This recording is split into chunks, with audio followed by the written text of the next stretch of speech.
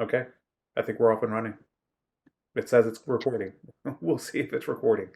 Okay, so then for the recording purposes, just to kind of give you all a heads up, just so you can see it on here again, this is the line where test one is going to be. So everything, all the lessons up above it too that have come due since then, that's the material. Order of operations, combining, uh, working with algebraic expressions, combining like terms, distributive property, solving equations, solving inequalities, interval notation, and then a word problem or two. So I'll construct the test. So I haven't gotten it constructed yet, but I'll construct it, and it'll be doable within a class period. So it's not like it's anything arduous either. It's not going to be like a final exam. So, but maybe I'm imagining 15 questions to do in that time, something like that. Okay, so we were looking through these application, these word problems, and when you see application or you see word problems, typically what that means is you're going to have to build an equation, and so it is about translating what the information is into an equation format. Um, and when I mean equation, I mean equal signs. You're finding the value of things. Oh, I wanted to ask, by the way, did you all see this on your end, the AI tutor? That is okay? So cool. That's neat. I haven't played around with it. AI still above my head a little bit. So I don't know how useful it will be, but I'd be curious over time what y'all's experience is with it. But let's take a look at some other examples here in terms of word problems, just to kind of give you a feel or a flavor for how it is. And I'm trying to relate. There's no one size fits all process. You can kind of talk about, if you want to talk about a process, it really is more of read the problem twice that you can fully understand what the problem is. Organize. What are you trying to do? And I would probably list out, hey, I want to find this bit of information. That's the goal. That's what I need to. That's what the answer is going to be. What is the other information provided to me? Sort of an organization. Um, so let's talk about this one. On February 8th, the Moore family received 19 pieces of mail consisting of bills, ads, magazines, and letters. If they received the same number of bills as magazines, five more letters than ads, and three more ads than magazines, how many bills do they receive? Okay, so one thing that I mentioned yesterday, just to kind of remind you of, if you notice here, the problem itself has two sentences. So that typically means one of your sentences is going to be the equation, and the other sentence is used to kind of give you relationships. Okay. So if we notice the first one here, on February 8th, the Moore family received 19 pieces of mail consisting of bills, ads, magazines, and letters. Um, so what is that telling? What's the story there? What's that telling us? Just that sentence alone. Isolate it. Just worry about that sentence. How would I go about doing that one? Well, what it's telling me uh, is that I have 19 pieces of mail composed of these four things. I have bills, I have ads, I have magazines, and I have letters. Okay. So notice I use B, A, M, and L. So these 19 pieces of mail will really be represented by the number of bills plus the number of ads,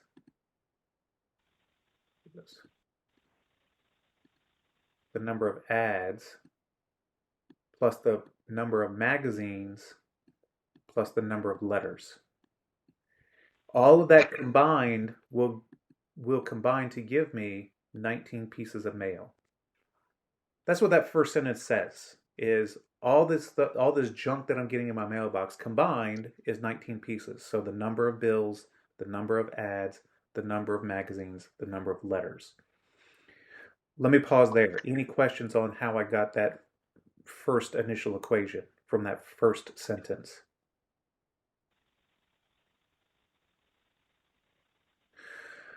So then the second sentence goes on to give the relationship. And there's a couple relationships. We receive the same number of bills as magazines. Okay. Um, the same number of bills as magazines. So essentially, what is that telling us?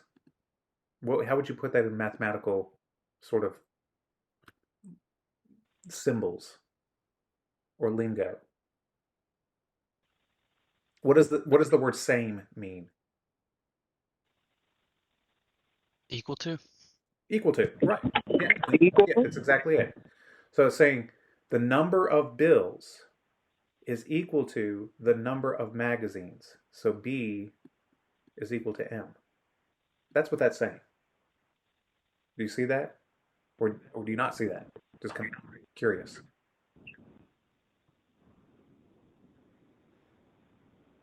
Professor, I called in. This Zach. I had called in. I'm on my way home from work, Okay.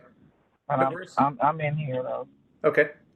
so I could kind of like hear what you're saying. And when you said fame, I know it was equal. Sure. Well, good. Well, good. Yeah. So we're recording this, Zach, by the way. So if I'll post the recording later so that you can see what we did too. Hopefully, Okay, that's we'll see. fine. Thank you. Okay. So the first part, the first relationship we're given is that there's the same number of bills as ads. So the number of bills is the same as the number of I'm sorry, magazines. So B is equal to M. The next thing we're told is that there are five more letters than ads. Five more letters than ads. So how would we do that one?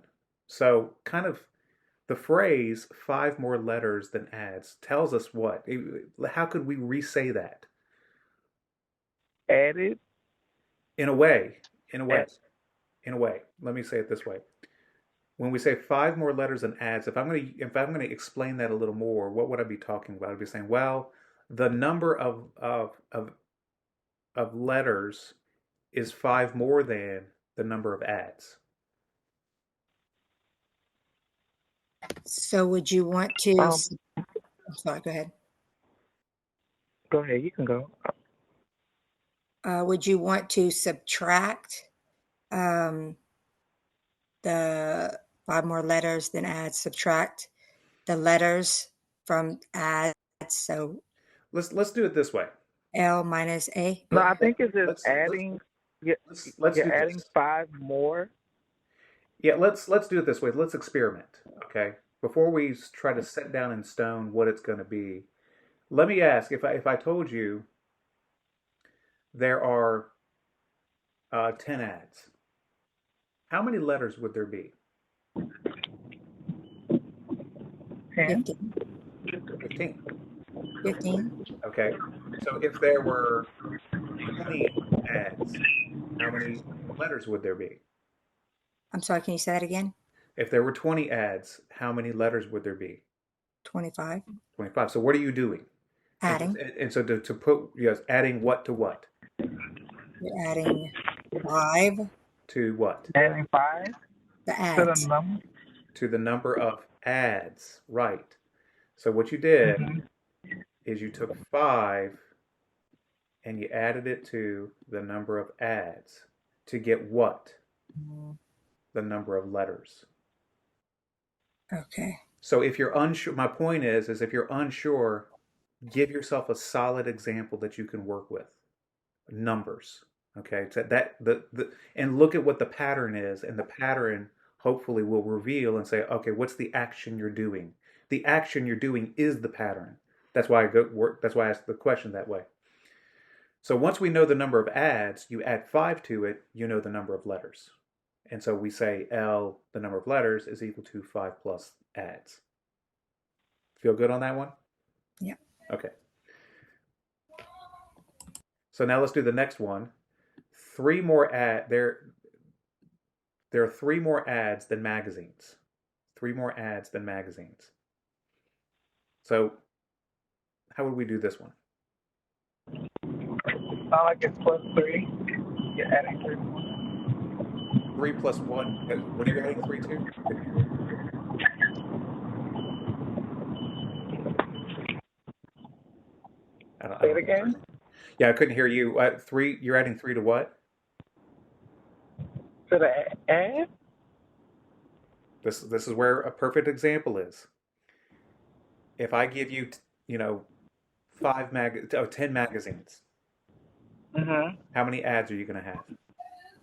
13. So what are you adding 3 to? The magazine. Magazines. There are 3 more ads than magazines.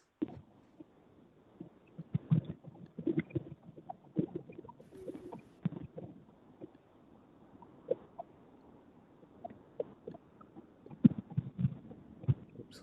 I didn't hear the question. Can you say the question again, Professor? No question. I was just restating the result. Oh, That to find the number of ads in this part, you just add 3 more to the number of magazines. So that's what it just sort of harkens back to to the thing of create for yourself an example to think about and say, does that fit? If based on that information, that segment, if I have 10, how do I find the other one? Okay, that's how we're gonna. That's probably that's how I started doing these. Is and I self check it, by the way. I do that. Okay, so let me pause here. Any questions on this setup here? So now, how do we use the setup? How does this help us out? Well, if we go back over here, the thing to take note of, is that we don't what we learned how to do in terms of solving equations, we can only do it if there's one variable. That's all we know how to do. If here my equation has 4 variables, so I got to find a way to get rid of 3 of them, okay? Because I need only one. I can only have one. So how are we going to do that here? Is what can we do? Well, first of all, this is telling. So look at your relationships, and then use that to make replacements of the variables. Use these to make replacements. One replacement I can make is saying this right here. Because the number of bills equals the number of ads, B is equal to M. That is saying everywhere I see a B, I can replace it with an M. Okay? Everywhere there's a B, I can replace it with M because they're equal. They're the same thing. So I see a B here, I'm going to replace it with an L.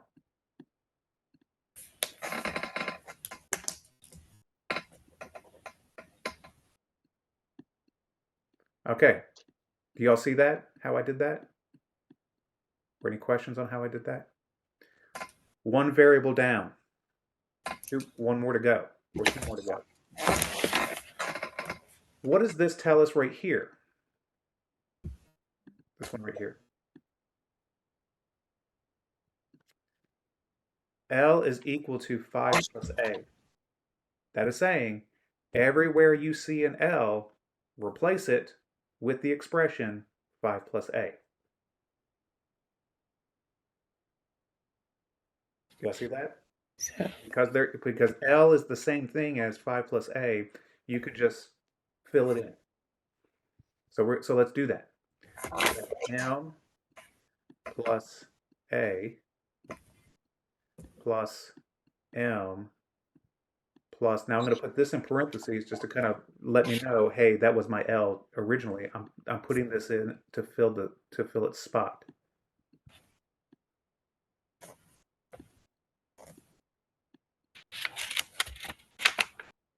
Whew, got another variable gone. What's the other thing? Now we can do, I'm trying to find a good color here. Now we do this one. A is equal to 3 plus M. Everywhere you see an A, replace it with the expression 3 plus M. And so when I do that, I get, oops, here we go. M, whew, that is bad. My handwriting's already bad. So I get M plus, make the replacement, A now becomes 3 plus A. 3 plus M. Oh, yeah, M, thank you.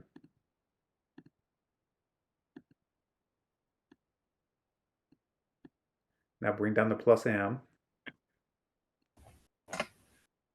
And then 5 plus A becomes, we replace the A, it gives us, we replace it with 3 plus M.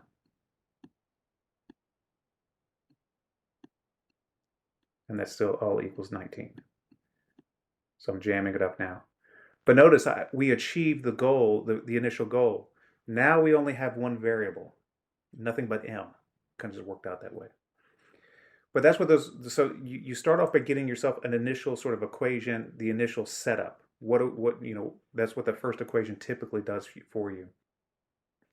The second sentence typically tells you the relationships between the variables, so that you can make those sort of replacements. And so I'm going to let you all solve this one. 1, 2, 3, 4. Okay, something's wrong. Oh, wait, 8. So I think the answer is m equals 2.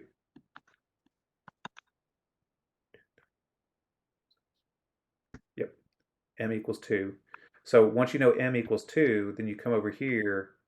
If m is equal to 2, then adds is equal to 5. If adds is equal to 5, then letters is equal to 10. And what's m?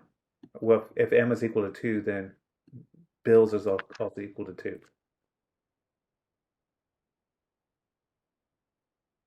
So I'm going to let you all do this one to solve it. Check so that you can practice solving equations. Kind of has something a little longer too.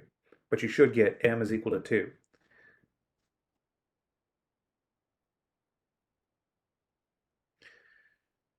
Let me step back. Any questions on this process of translating the equation? I'm sorry, translating the word problem to an equation, solving it, and then identifying the solution.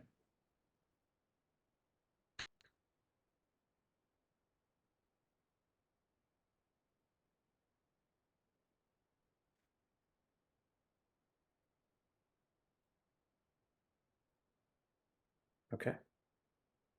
Well, I'm going to go to another one then. So here, notice what they wanted us to do, by the way. They wanted us to find the number of bills. So they wanted us to find B. So answers 2. How many bills did it? Okay, now I see it. Okay, so here's another one. 47 is, negative 47 times the number minus 38 is equal to 36 less than the number.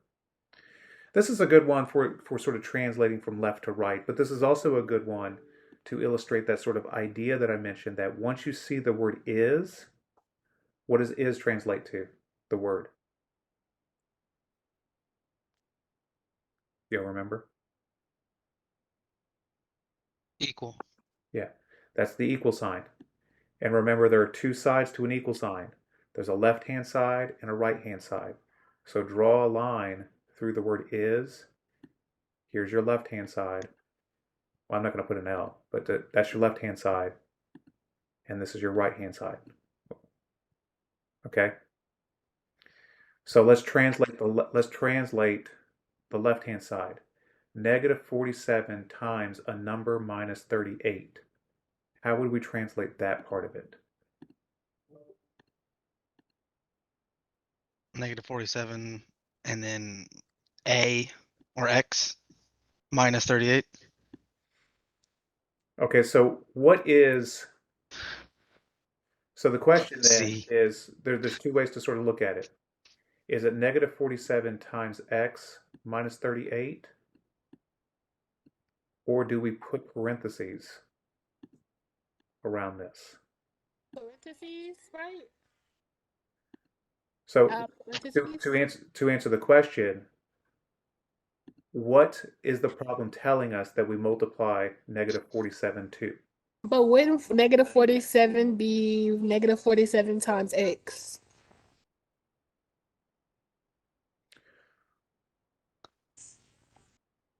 Parentheses around the negative 47 and x. Oh, you want to do this? Because you're times in 47, negative 47 times x, and then you're minusing that by 38. Right. Yeah. You could. There's nothing wrong with that. I mean, it's the same thing as this. So, so the question, what it boils down to, and I just want to remind you of is when you're translating, you could just ask yourself questions. what is the negative 47 multiplying? Is it multiplying just a number, x, or is it multiplying the whole thing? So you have to answer that question for yourself. And in this one, it's just multiplying x, okay? If it had said something a little different, like, go back to those questions, negative 47 times the sum of a number minus 38. See? Or if this one had said negative 47 times the difference of a number minus 38. Phrases like the sum of, the difference of, things like that, whatever follows that phrase, sum of, difference of, you're grouping together, okay? That didn't appear here. This just said, I want to take negative 47 and times it by a number, and I want to subtract 38 from that. So that's the translation we have, negative 47x minus 38. For anything different, you would look up difference of, sum of. You hear the operation of, that's telling you that they want to group it together. The of, in that context. Okay, so that's the left hand side. Okay, so then what's the right hand side? Excuse me, I don't mean to interrupt, but there's a couple people that are having trouble getting in on the lesson. Oh yeah, Sierra can't get in. Tiffany, the lesson. You mean the WebEx?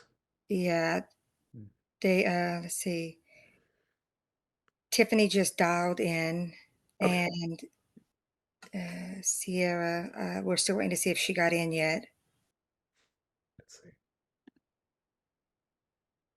see. Tiffany can't unmute herself. I don't know what's going on with the. I don't either. Uh, Maybe we can just I let them tried to know get it's in. being recorded if they can't get in. That shouldn't have anything to do with, because it's going to record on my computer.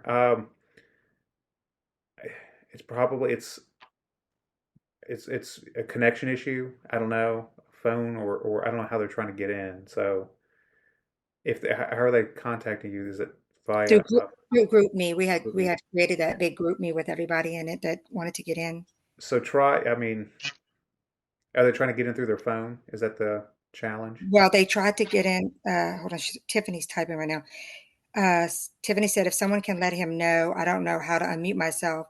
And then Sierra said, I can't get in. Tiffany said, I couldn't either. I just used the number on that picture to call and use the meeting number. And then Tiffany dialed in. She said, I'm trying to get in on my phone, but the password won't work. Password. I don't know about. Did you have to enter a password? You have to enter a meeting number. Let me tell her. Well, when you click in the class, like I just click a button. It says WebEx, and I click a button, and it lets me in. I have to hit a bunch of buttons to get in, but I mean, it lets me in eventually. Maybe a difference between our accounts. She said she put the meeting number in, but it's asking for a password. There might be a little password. Let me see. I don't know. Meeting info. There, it's an attending number, and let me tell her. Yeah. Yeah, you could just go through courses, math, and then Cisco WebEx down there. Yeah, Cisco WebEx. Yeah. That's all I do, and I just click on start, and that's all. So you all have to do something different. I click join, and then it brings me to, if you're the host, fill this out. So I X that out, and then it brings me to another screen, and I hit join meeting, and then I have to log in under WebEx, and then it launches the Okay. Wow. WebEx. I thought it was just a simple click, like you're in. Yeah. I have the app on my computer, so usually it shows up as a pop-up thing for me, and then I can just join it from the pop-up. Okay. So it probably is then. It just sounds like it's one of those kind of however Maybe they she needs to access it. restart. The Yeah. blue button's so much easier. Where's the blue button? Well, no, it's Oh, Okay, yeah, yeah. Give them the. I think Adam put in the meeting information where you can get if you I said. just sent a picture of it, so we'll see if Okay. that works. Okay. Okay. So here's where we're at. So we're trying. So now we're on the left-hand side. Oops, I sort of got it messed up here. See if I can get it back. Okay. So then 36 less than a number. How would we do that one? A variable minus 36. You probably should we use x again or just not since we've already used x? Is It this says like a the number. totally different number now? Well, yeah, Adam, say it again. It's the number. Yeah. See, that's a good point. That's what I was hope that was to draw. I was going to draw your attention to that. Notice over here it says a number, but over here it says the number. What's the difference between a and the? We That must know it already. no. Oh, You pick something over here with a number, but okay. the number's referencing the same thing, the one Okay. you did earlier. So So it's that's one of the points of this particular problem is to so you would say what x minus 36. We were supposed to use Z, but Oh, does it say c? Oh yeah, it says z. Yeah, we're supposed to. You're supposed to. So be sure you meant you. Oh, and it wants you to write the equation out. So make sure that you look at the directions. I did not, so I fail. Make sure you look at the directions specific as to what they want. But this is how this one sets up. Negative 40. So let's see if 36 less than a number. Yeah, a little less than the number. So, but to Addie's question, to Addie's point too, when you're setting up an equation like this stuff, this one right here, use the same variable. And the way that they indicate that they want you to use the same variable is the number, the one you were talking about that you first set up. So this is a sort of a thing of, I hate to always reference being a lawyer, but it's very apt, is because Right. in the law, words have meaning. Every word means something, and you got to ascribe it. You can't just throw it away. So if there's ever a question you have, is like, well, what in the problem can I look to base that on? And that's exactly what lawyers do, is like, what in the statute, what in the law am I going to rely upon for my argument, my interpretation of it?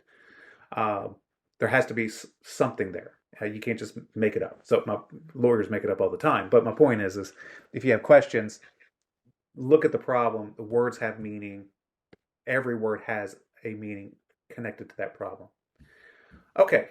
So questions on this one as to how it works, how the translation is?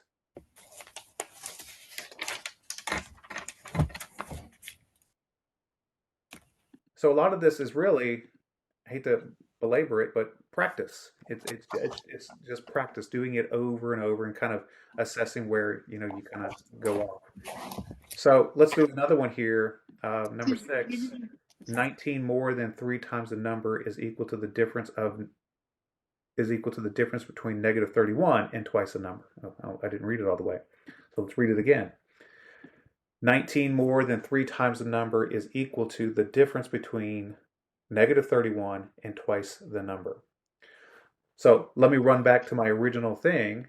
What I said before is find something in something like this where it's not, if it's a two-parter, 2 sentences, the first sentence typically does the equation, the second sentence typically does the relationships. But notice this one's one long sentence.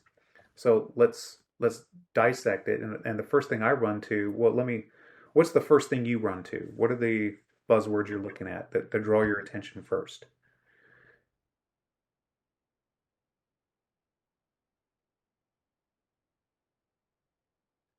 More than? Okay, so more than, that's a good one. Okay, what else? What's some other buzzwords? 3 times 3 times. So I like the 3 times. What else? equal to. Is equal to, right? Oops, I got a little too close to that one. So is equal to. What else? Difference. Difference. And then what?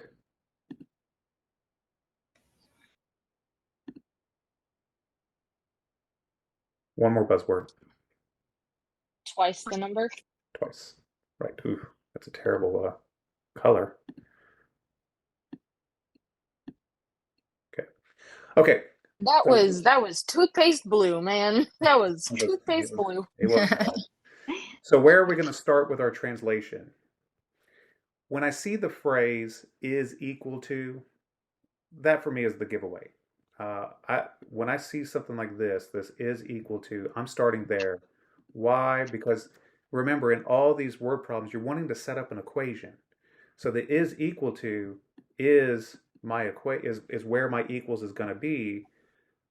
This part's going to be my left hand side of the equation, and then this one's oops, and then this one is going to be the right hand side of the equal sign. So that's how I would sort of look at this next. So let's translate the left hand side, the phrase 19 more than 3 times a number. How would we translate that one? What maybe take a second. Try it out. Just take 15 seconds. 19 more than 3 times a number. What would be the expression you're going to get? So write it down or think about it in your head, but try it out.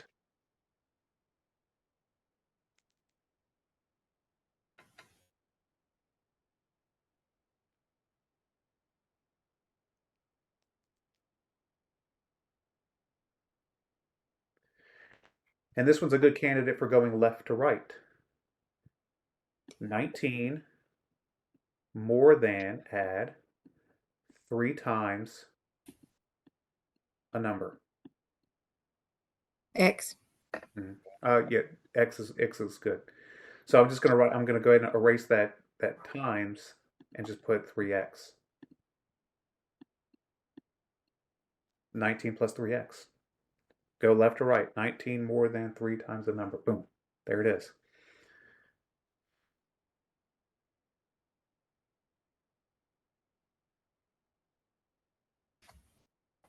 All right, what about the difference between the right-hand side? The difference between negative 31 and twice a number. Division. What operation does difference translate to? I don't think we actually mentioned that yesterday. Subtraction. Yeah, subtraction, difference. Um,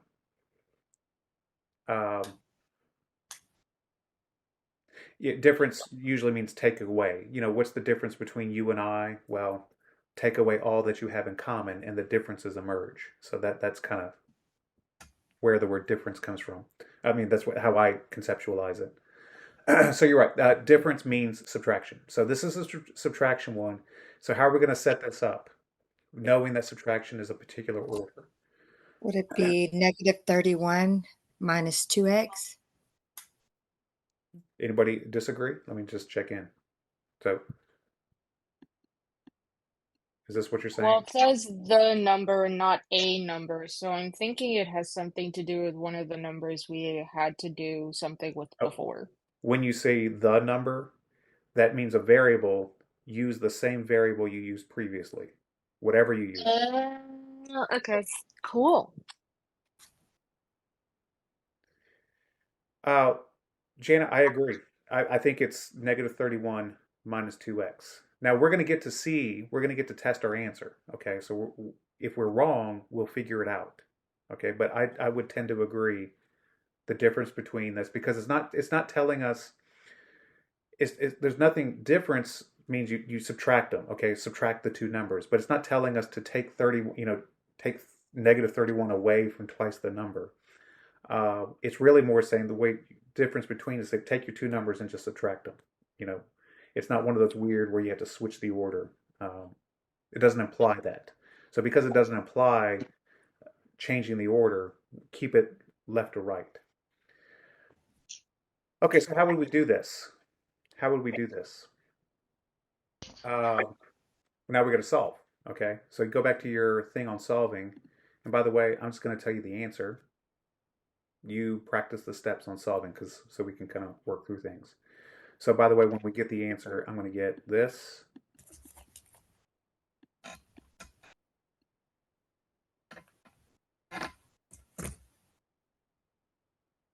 Yes. Yeah, this is what I think the answer is. Let's say it that way. Yeah, I can see it now. It is -10. So you all practice the steps. This is a good practice when you go back and if you're looking at this. But just to kind of, I took this, I moved it over to the other side by adding 2x.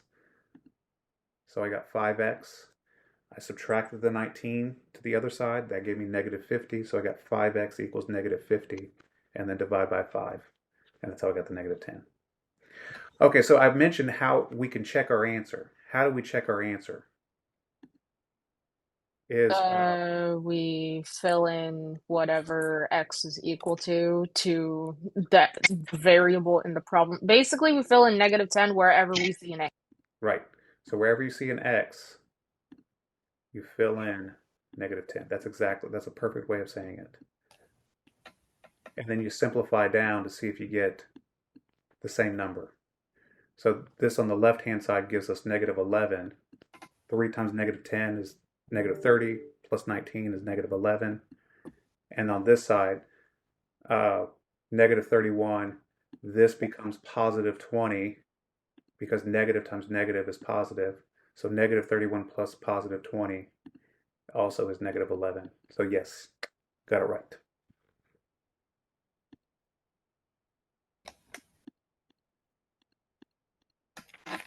Oops.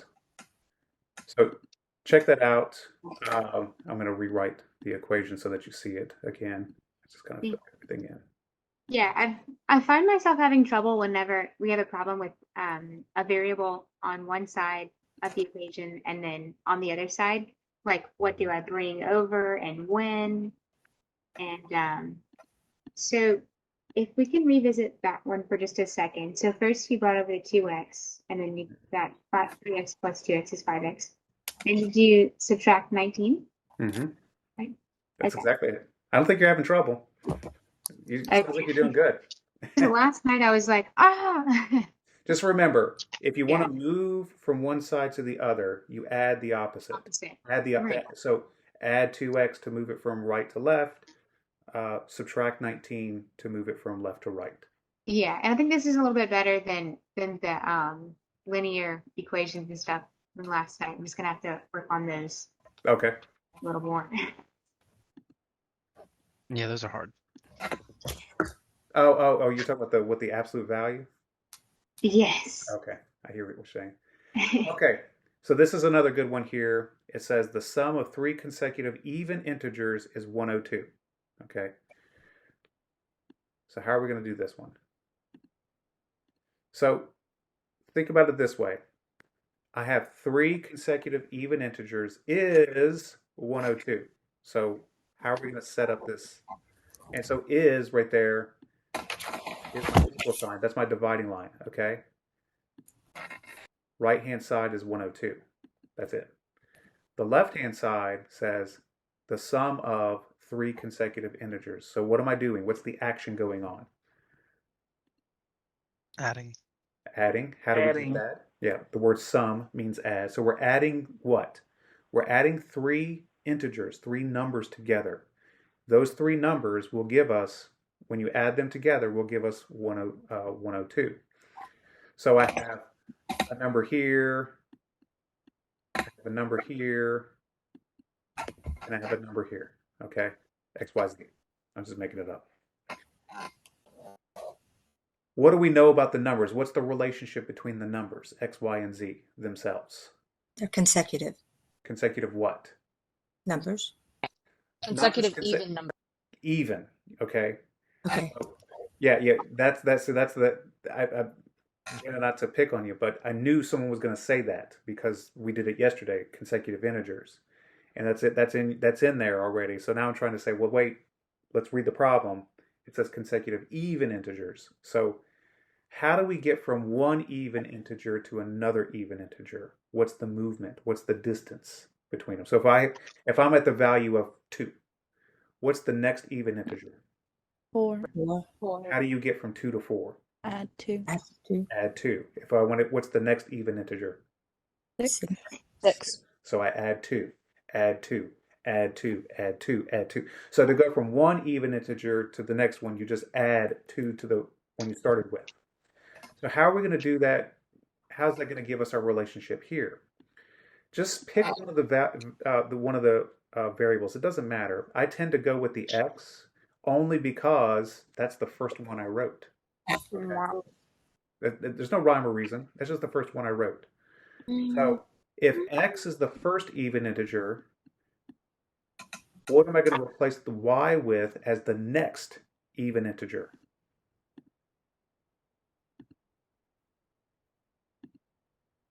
+2. Y plus 2. Is it just going to be +2? Y plus 2. Is it just going to be +2, or is it going to be a variable +2? Yeah, y +2. Tempting. Tempting. Close, but not yet. Parentheses. What are we adding 2 to get to the next even integer? Are we adding it to y? X plus Y 2. plus We're adding it to the x. See, we're letting x be the first one. So to get to the next one, you take x and you multiply it. I'm sorry, add the 2 to it. So the next even integer is x plus 2. Whatever you started with, add 2 to it. So then what's the next even integer after that? X plus 4. Right. X plus 2 gives you 1, plus 2 more gives you the next even integer after that. Because think about it. Let's take 2. 2 to 4, you add 2, but 2 to 6, to get to that second number, you add 4 to it. And then, oops, equals.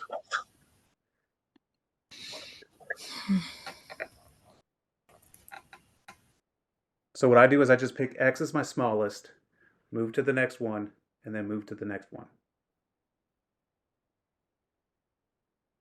Let me pause here. Questions on the setup? My brain just doesn't work like that. Keep in mind the phrase consecutive integers or consecutive even, whatever that means, it's telling you the relationship between the numbers. Okay? Right. Yeah. So pick a number as your starting point. And I let the x represent the smaller of the pair because I like to add. Okay. So if I'm going to go from 1 to the next one, then I just got to add 2. So this is x, and this one is 2 more than x, or x plus 2. Now, for the third one, though, because I'm at my second I'm at my second number, I got to go move 2 here. So the difference here between these two is 2, but the difference from the original starting point, I went 2, 4 to get there. That's we got to maintain. Remember, my guy, this is the one we're in relation to. I picked him as the small one. So that's who I'm basing everything off of. And the only reason we do that is because we need one variable, the same variable throughout, because that's the only way we know how to solve. We'll learn other ways soon. But for right now, we're just sticking with one. So when I solve this, what do we get? Oops. You'll see me doing my calculator because I don't know what the answer is. Okay, so x is 32. So I got 3x plus 6. I combine the like terms.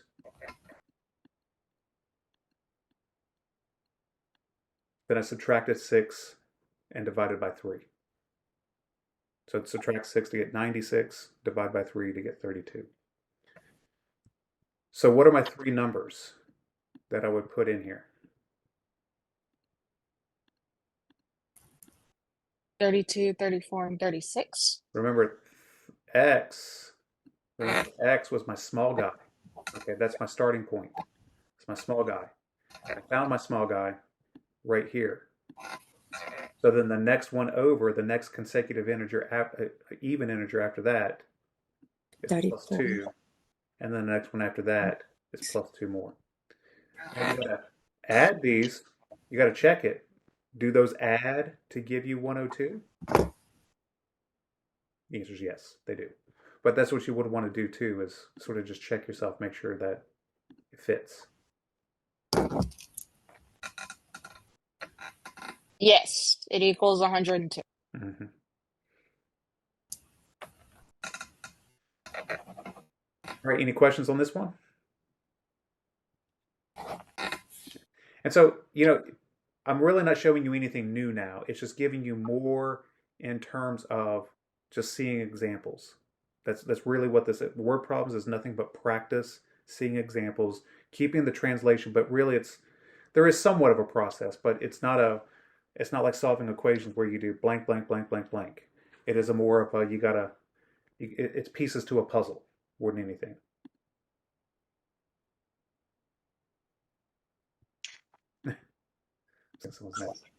Okay, so what I'd like to do is sort of move on to the next lesson, um, unless there's any questions, because I see I'm sort of falling behind on the schedule, and I don't want to rush at the end. Um, that just creates more stress. But let me pause here. Any questions on solving, translating word problems or solving equations or anything burning right now?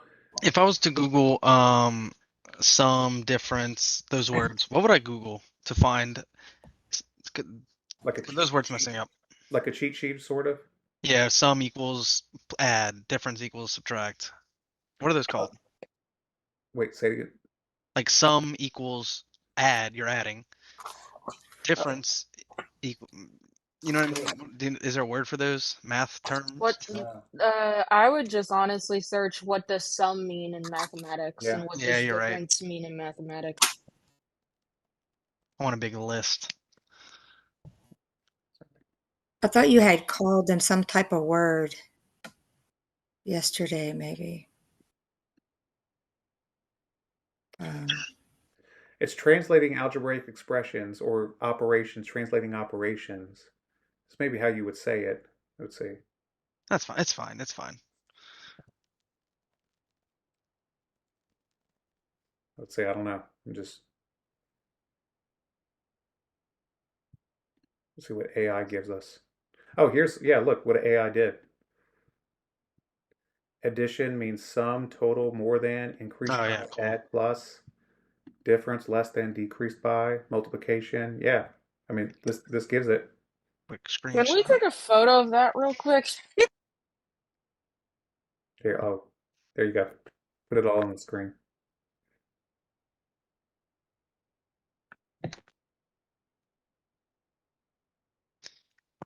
I'll say, as far as searching goes, on Google and stuff, I don't know if y'all have noticed this, but the AI on Google searching, Google Edge, they're all pretty good. I actually find that Microsoft is one of the better ones. Uh, it's getting good. I'll say the finding stuff on the internet is getting a lot easier now. So, they're listening to us. So, I'm a conspiracy theorist. So, anyways, um, so it's getting good. So let me pause. Any other questions before we move on? Just kind of quickly. I can't help myself. I gotta show you this one. The total cost of a shirt and a jacket was $99.34. If the price of the shirt was $7.76 less than the jacket, what's the price of the shirt? Look, this is one of those situations where you have two sentences. The first sentence, the total cost of the shirt and jacket was $99.34. It gives you the equation. What are we talking about? If I have a shirt and I buy a jacket, I spent $99.34. So what's the action going on?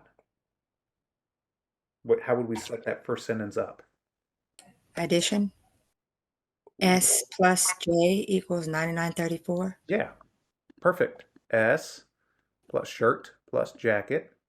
And I like the fact that you're using letters that are relative to the problem. It kind of helps us to see it a little better. Yeah, Right. that's what my high school teacher Hmm. or algebra 2 teacher did whenever we had big or just like word problems like this. She would say, Hmm. use variables that match the words in the problem, but Exactly. once you're done and you need to fill it in, switch them out for X and Y. Yeah, I do that too. I don't. I rarely on my own use X and Y just because they're so they kind of get lost. They're like noise. But I do that. I see shirt, I'm using S. I see jacket, I'm using J. Uh, so good, perfect, Shannon. You got it. So the second sentence now says, if the price of the shirt was $7.76 less than the jacket, what's the price of the shirt? Okay, so this is the question. This is what we have to answer. We're looking for the value of S. Okay, that's what the task is. What does S, the shirt, equal? But this part right here is the relationship. It's telling us something about the shirt and the jacket. And what is it telling us? It says that the price of the shirt is $7.76 less than the jacket. So if we're thinking about this, if we're putting, let's say, I don't know, put numbers to it, what would the relationship be? Write it, give yourself a chance. Try it out. What's the relationship telling us in that where I've got the if the price of the shirt is $7.76 less than the jacket?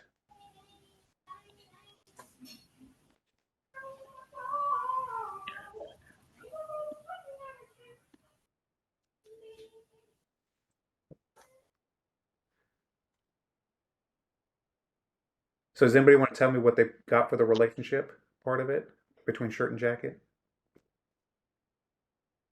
And when I say relationship, by the way, you're going to create an equation where you have an S and a J and an equal sign.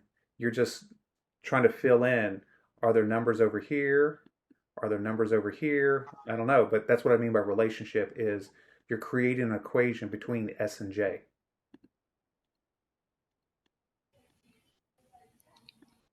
It's like I know what to do, but I don't know how to write it down. Well, let's talk it out. What do you do? What do you want to do?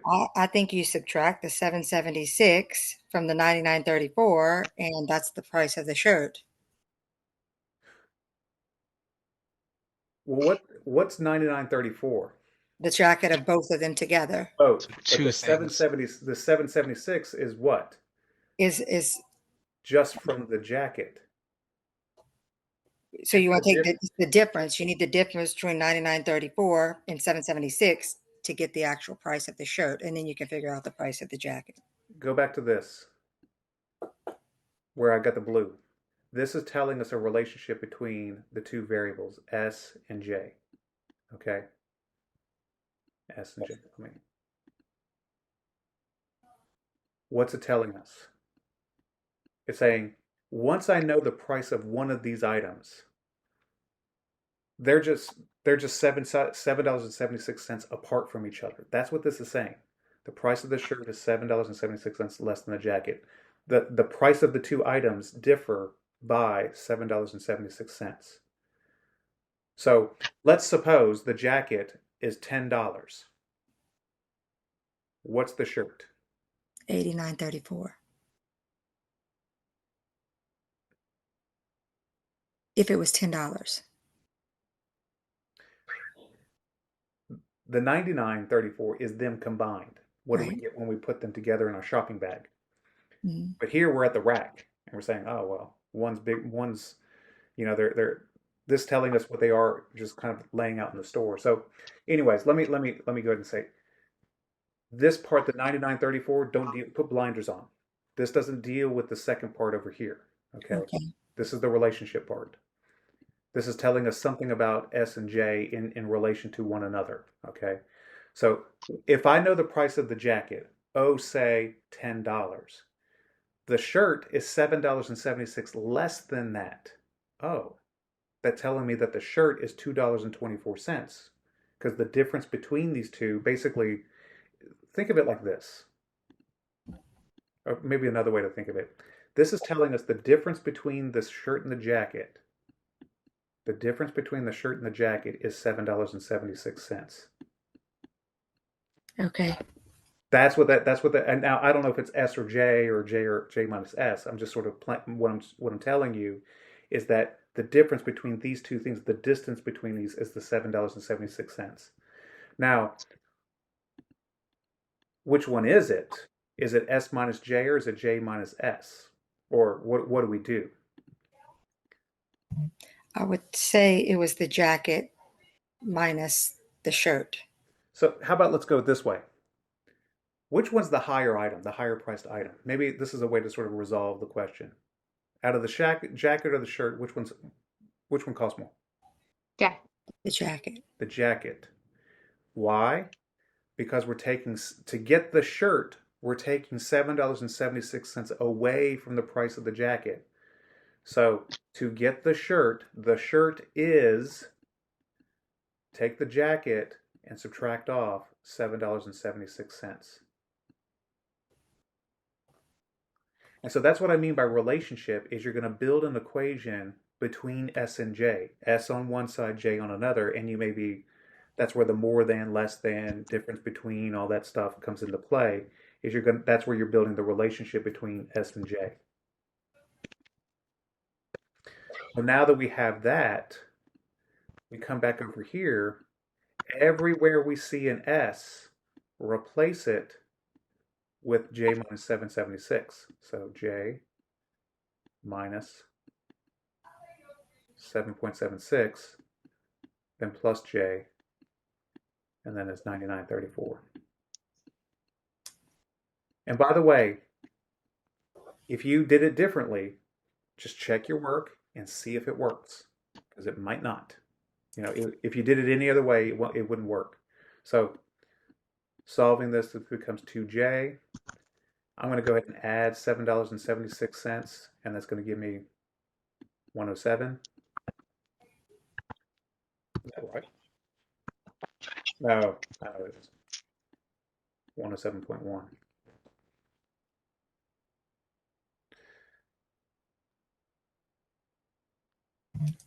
Yes. And now divide that by 2.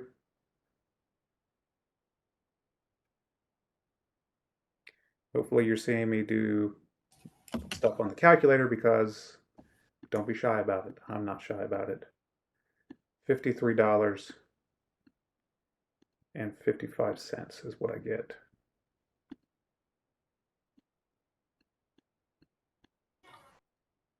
Yeah, because I just did the 99 minus 34, or the 99.34 minus 7.76. It gave me 91.58, and I was like, damn, that's an expensive shirt. Yeah. What is it expensive for? Yeah. Right. Yeah, and so that's a good point. Is you may approach it in one way. You may be unsure about it and not fully sure of how to approach it, but try it out. But I think it was Lola who was talking. I didn't see. Um, Look at your solution. Does it make sense? Question it and say, this doesn't make sense. And go back to the problem and say, well, I got a shirt here for 90 something dollars, and the jacket is only $7.76. So that doesn't make sense. So if it doesn't jive with you, that probably means, oh, I went off base somewhere. So you got to go back through and check that out. And oftentimes it's going to be in this part of it. That's where I see the typical mistakes. Where I make my typical mistakes. Okay, so I wanted to kind of work through that one because it exemplifies that sort of thing of we have two sentences. So we have an equation and then the relationship equation. And it's the hardest part of these problems I find is the relationship part. The thing we've been talking about the most, as a matter of fact. That's the thing so it's not uncommon to struggle on that part. And that's why I wanted to do another example so that we had that Yeah. extra. Go ahead. Could you just clarify what that is in front of the J? It says something J equals 107.10. Or 107.10. 2J. 2J. Okay, that's right. Yeah, my handwriting is not that great. No, I can usually tell what it is. I just missed that one. Thank you. Anyone who writes with a mouse, I commend you, because Yes, precisely. Well, I'm on a laptop. I'm on my trackpad on a laptop, so I just hold it and I use my finger. I used to use a mouse. It's a little more challenging with a mouse, but I got used to it. What's really bad here is that it's just the thickness of the pen in WebEx. Yeah, and also I've noticed that if you put like two thick lines too close to each other, it'll think you're trying to move them, and Yeah. it'll be like, "Oh, let me just move you." I'm not actually trying to move anything. Yeah.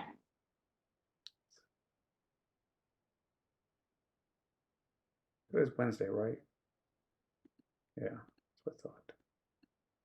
I just got an alert of something that doesn't happen on Wednesdays. Okay, so let's go back here. Okay, so this is going to start new material, next test material, but I want to go ahead and start on it to kind of get you oriented to it. And I think you're going to like this next session. It's a good breather, let's say it that way. When we do this stuff, um, it's a lot more rule based, and it's not. I hate to use the word easy and hard and all that stuff, but I think you'll get it. It's going to be a nice mental break from a lot of the stuff we've been doing recently. So Yeah. that's sort of the good news. Okay. The wording just kind of trips you up sometimes, like trips me up sometimes whenever I'm working with it. Yeah, yeah, and that's true. I agree with you on that. That is the challenge with this. So let me. I don't think I downloaded it. Hold on. Let me go to my. Let me do this. I'm gonna download. Where do I have that? I have something here. Okay, hold on. Bear with me a second.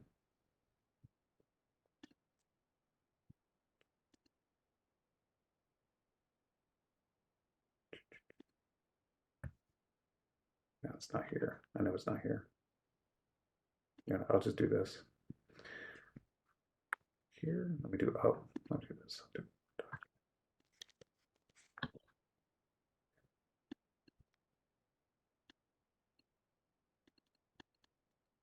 There we go.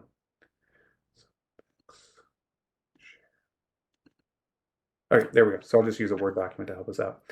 Okay, what I want to do here is what we call the properties of numbers, or properties of exponents. Okay, so this will start test 2 material, by the way. Start of test 2 material, just to kind of give you a heads up. Okay, before we get into the properties of exponents themselves, let's refresh our memory as what an exponent is. And so, just a quick reminder, a couple quick reminders. If I have 2 to the 4th power, tell me what that means. What do I do? How do I resolve that? 2 2 times. times 2 times 2 times 2. So the exponent of 4 says take the base and multiply itself 4 times. Exactly right. So this gives me what? Looks like it's 16. 2 times 2, yeah, 16. Okay, one more quick reminder here. This will help you. This also goes towards your review. Suppose I have -3 raised to the 3rd.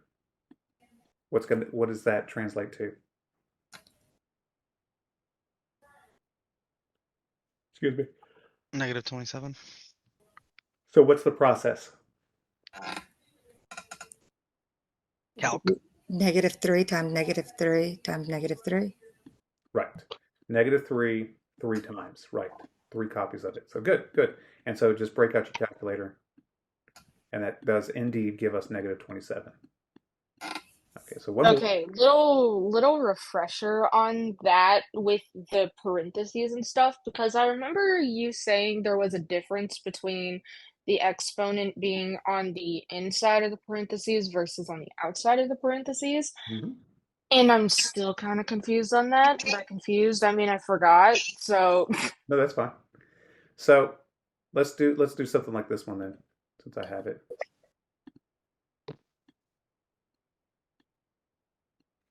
And it helps with this part too to have that in front of you.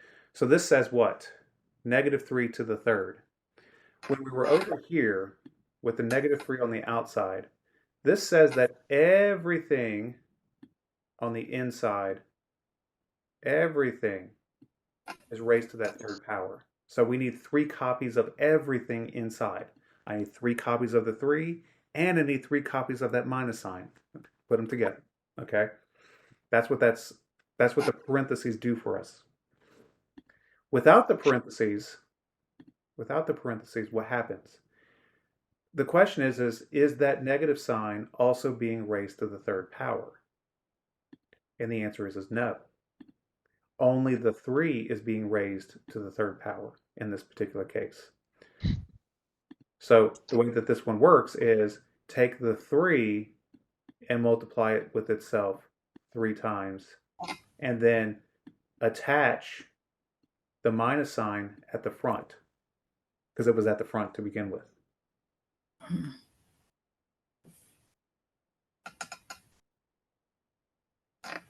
Now, what's the answer, though? Hold on, calculator time, because I don't know.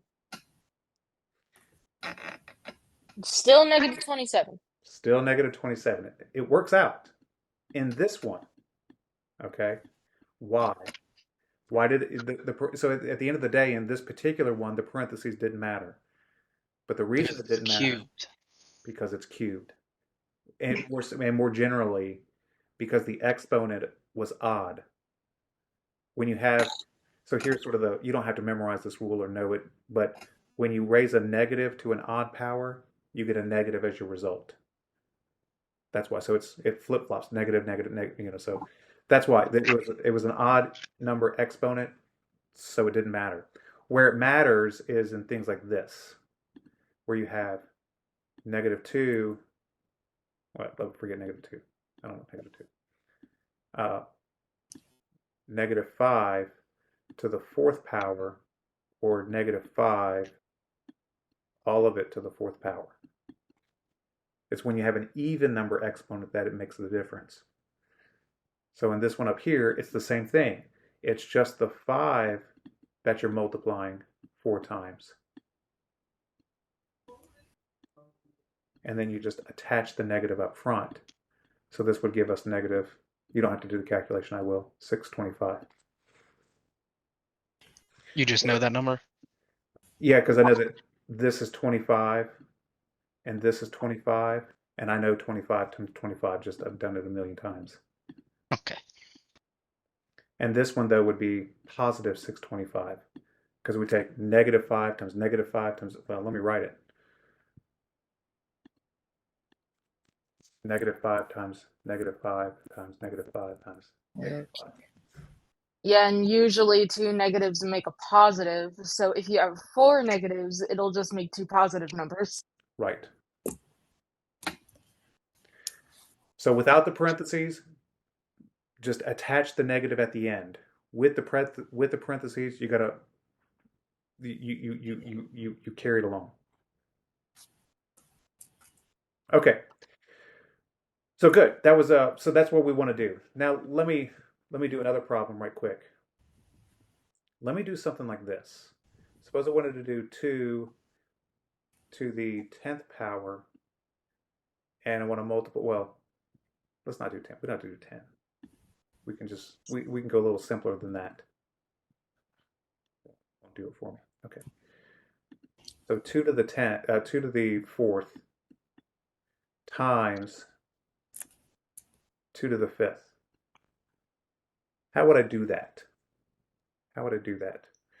Well, I would translate this one, 2 times 2 times 2 times 2 times, and then translate the other one, 2 to the 5th, 2 times 2 times 2 times 2 times 2. So I have 4 2's, and then I have 5 2's. Now, when we do properties of exponents, we really don't want to find the value. We could, 2 times 2 times 2 times 2 times 2 times 2 times 2. We can do that, no problem. And if you did that, you would get what? 512. Okay, so we know what the answer is. But that's not really the point of this whole exercise. The point of this is, let's take this expression now, and let's collapse it back to an exponent. How would I collapse it back to an exponent? If you included all of that into one, All the 2's, yeah, into 1. What would I write? How would I write this as an exponent? 2 to the 9. 2 to the power. ninth. How Yeah. did you get the 9? Counted how many twos 4 there were? plus 5. I counted how Well, many twos you there were. could, Hmm. yeah, but also you could just do 4 plus 5, which is equal to 9. Right, and so that's what we're trying to get at is there an easier way to do this? And that's what properties of exponent does, is it sort of gives us a shortcut to the whole thing. Instead of having to translate and then bring back together, we can just work with the exponents without having to do 2 times 2 times 2 times 2 times 2. Why? Because what do we have in mind? Let me show you what we have in mind. Suppose I have something like, I'll stick with 2, but this time to the 31st power, and then 2 to the hundredth power. I don't want to do 2 times 2 times 2 times 2 times 2 times, 31 times, and then 2 100 times, and then bring it back together. That's going to be a challenge. That's just going to take me too long to do. So properties of exponent says, hey, you don't have to do all that work. There's a shortcut. And so let's talk about what that shortcut is. So there are four properties. One's called the product rule. The other one's called the quotient rule. The other one's called the power rule. And the other one's called the negative exponent rule. There's also another rule called the zero exponent rule. We'll talk about that too. So that is a fifth rule. Okay, so let's talk about the power rule. What does it mean? This says if you multiply the same base, then combine the expressions by adding the exponents. Combine the expressions by adding the exponents. Okay, so what does that mean? So let me take, oops, where are you at? There you are. Let me take 2 to the 31. Well, let's step back. Let's do our other one. 2 to the 4th, the one that we started with, times 2 to the 5th. Okay, the first thing you have to ask yourself is, can I apply the product rule? Am I multiplying the same base? So what am I looking at? I am multiplying for sure, so I check. But am I multiplying the same base? Yes. What's the base? 2. The 2. I'm looking for the big number, right? I want those to be the same, and I do indeed have that. So what this rule says then, it's pretty cool. It says, okay, collapse it into one expression, one of those 2's, and just simply take your exponents and add them together. In the exponent spot, by the way. The 4 and the 5 stay in the exponent. And so they give what we surmised already, which is 2 to the 9th power. So if you multiply the same base, combine the expressions by adding the exponents.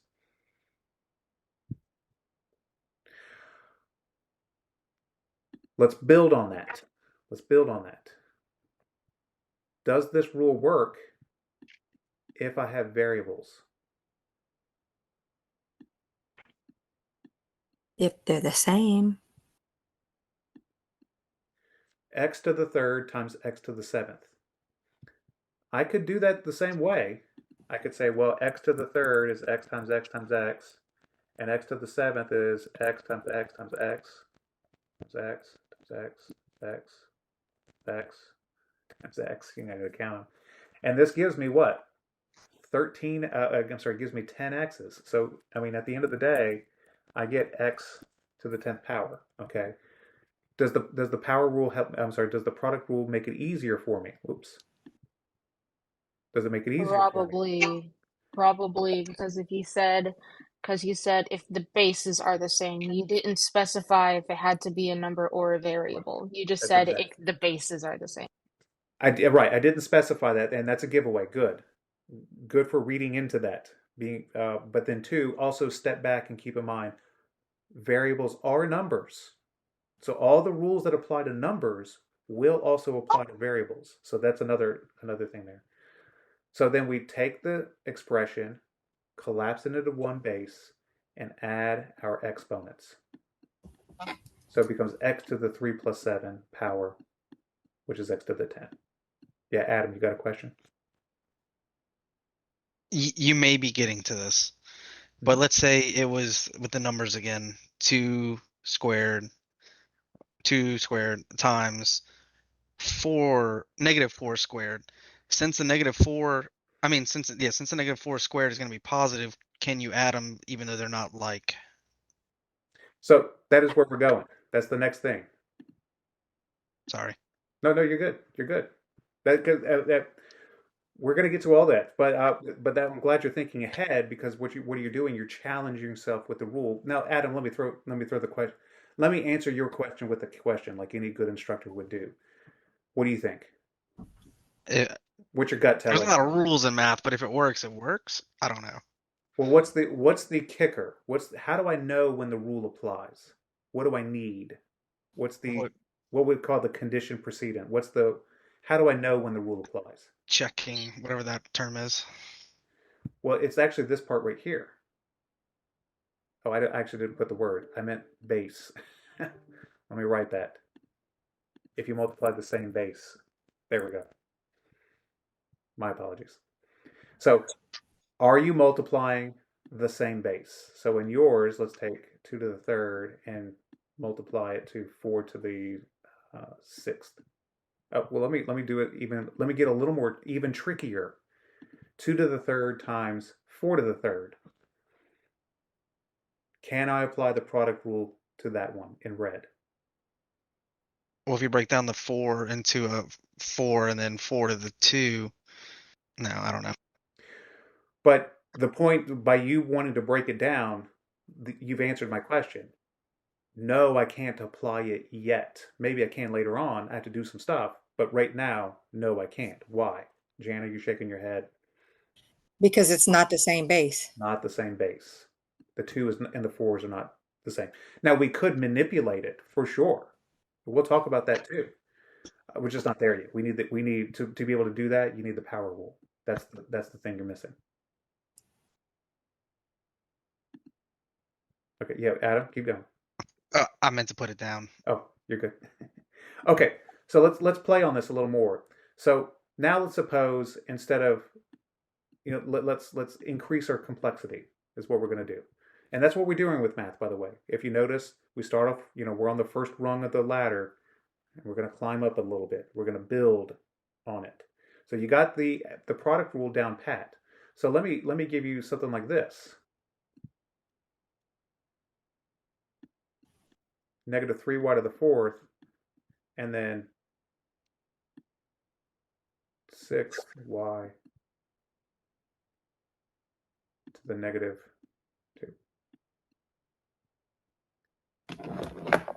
What do we do? What do we have? Let's step back. Before we start doing anything, let's assess what we have. -3 to the fourth power times 6y, I'm sorry, -3y to the fourth power times, and remember there is a times right here, 6y to the -2 power. Okay, and it's weird to have a negative exponent, but it's okay. We can put anything in an exponent, just like we can make a fraction of any kind. We can do numbers. We can do whatever we want. But what do we have here? Remember, -3 times y to the 3y to the fourth is really -3 times y to the fourth. So we can split this up. Okay, let's actually just think about it more generally and say, okay, well, really what I have going on here is I have a whole bunch of multiplication.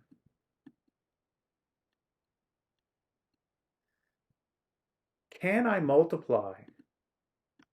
Look, I know how to multiply the -3 and the 6. Can I do it? Yeah. There's not. Remember, you can switch your multiplication around. 4 times 5 is the same thing as 5 times 4. The order of the operation doesn't matter. So you know what? Let's make it work for us. Let's bring those two things right next to each other. And let's move the variables right next to each other. Nothing wrong with that. Perfectly fine. Well, I can simplify that. That's a -2. That's a -2y. Yeah, Remember your negatives, professor. No, that's right. I'll drop them. That's for sure. Don't let me drop them. Okay. So, -3 times 6. I know how to do that multiplication. That's -18. What do I do with the y's?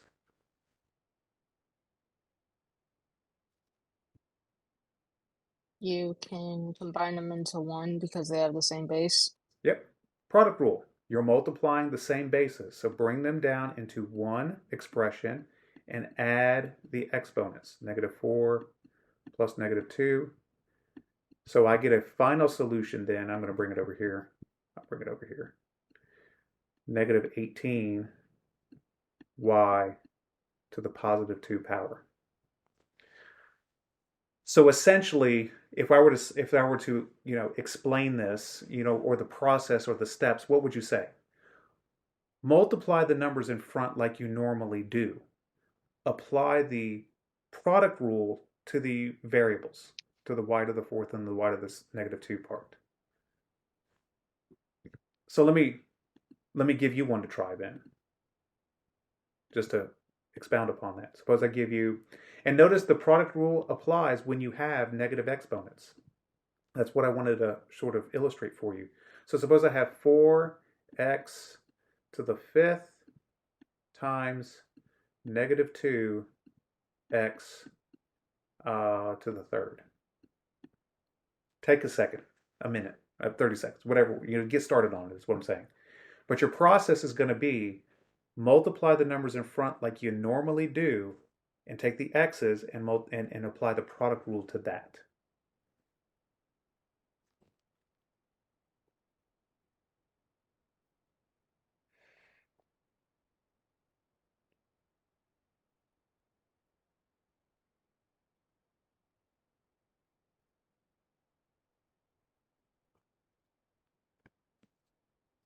So when I multiply the numbers in front, 4 times -2, what does that give me?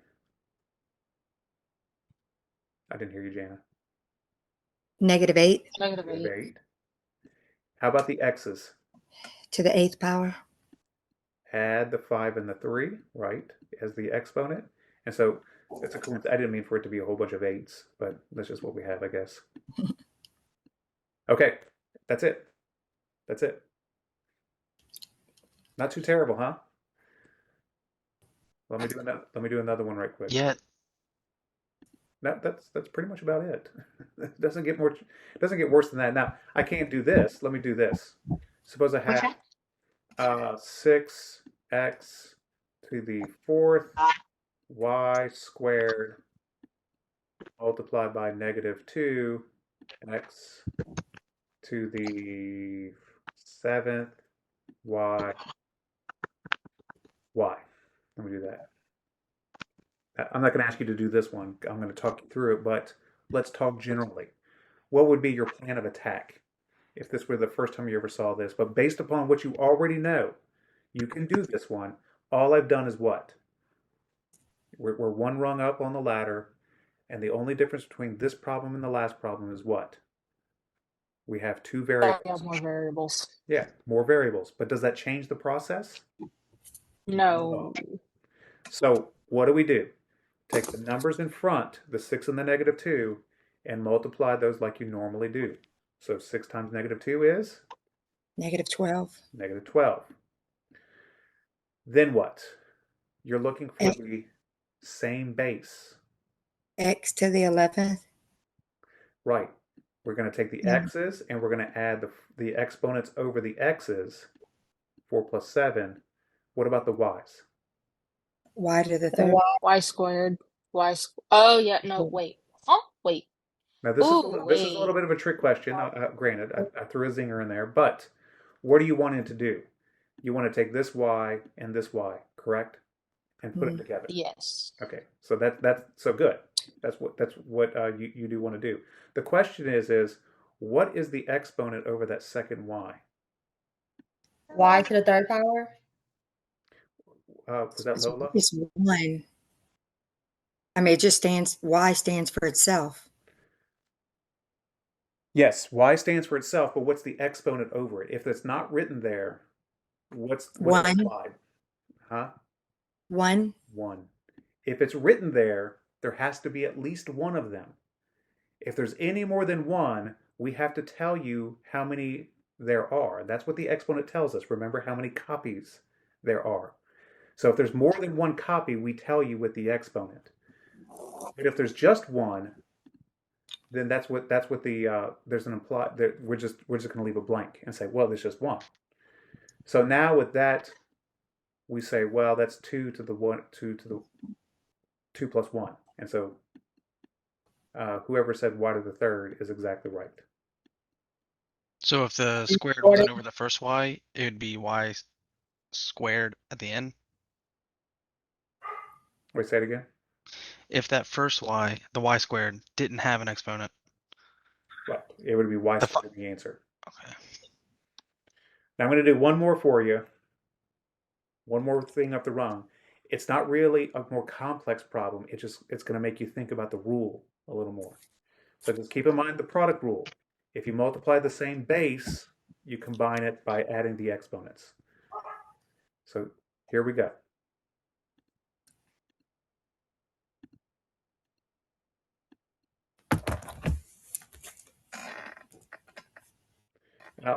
I'll use other variables, by the way, just to kind of break us out of the x and y.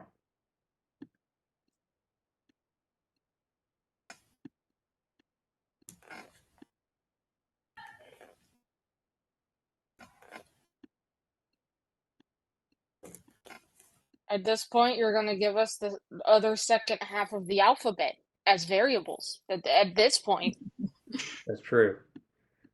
Did